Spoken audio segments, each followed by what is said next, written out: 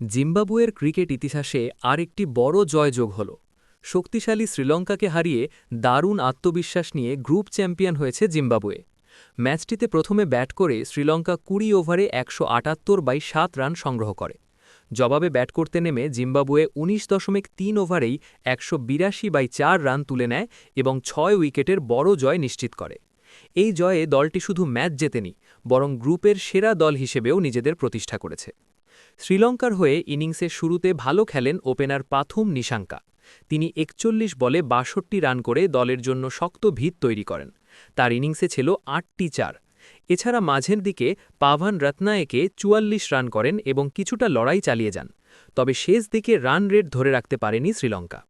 জিম্বাবুয়ের বোলাররা মাঝ ও শেষ ওভারে দারুণ কামব্যাক করে। বিশেষ করে পেস ও স্পিনের মিশ্র আক্রমণে ব্যাটারদের চাপে রাখে জিম্বাবুয়ে।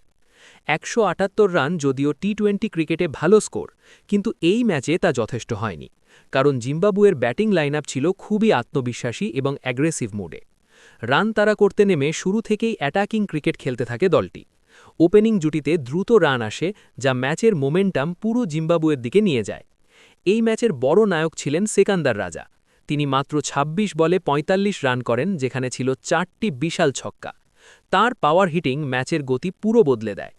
মিডিল ওভারে যখন ম্যাচ কিছুটা ব্যালেন্সে ছিল, তখন Raza back to back boundary ও সিক্স মেরে ম্যাচ জিম্বাবুয়ের কন্ট্রোলে নিয়ে যান। তাঁর ইনিংসটিকে অনেকেই ম্যাচের টার্নিং পয়েন্ট হিসেবে দেখছেন।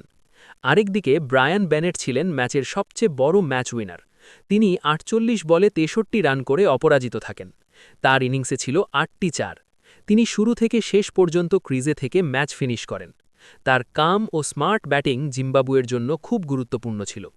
প্রেশার সিচুয়েশনে তিনি রিস্ক না নিয়ে ক্যালকুলেটেড শট খেলেন।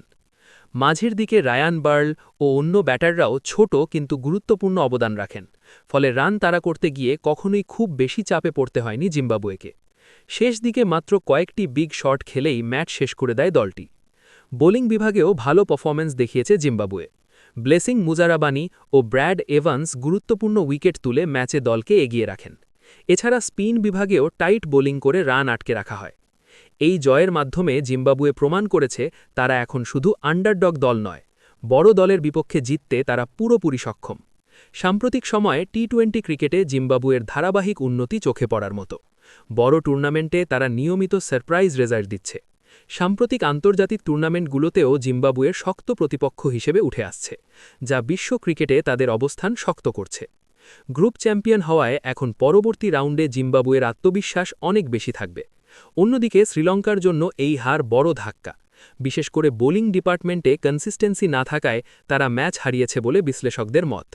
সব মিলিয়ে এটি ছিল একটি হাই কোয়ালিটি টি-২০ ম্যাচ, যেখানে পাওয়ার হিটিং, স্মার্ট বোলিং ও কাম ফিনিশিং সবকিছু মিলিয়ে জিম্বাবুয়ে দেখিয়েছে তারা এখন বড় মঞ্চে জেতার মতো দল। এই জয়ের মাধ্যমে জিম্বাবুয়ে ফ্যানদের মাঝে নতুন আশা তৈরি হয়েছে। সামনে যদি তারা একইভাবে খেলতে পারে, তাহলে বড় টুর্নামেন্টে আরও বড় সাফল্য আসতে পারে। সব ধরনের খেলার খবর পেতে সাবস্ক্রাইব করুন। সঙ্গে থাকুন খেলার পাতার।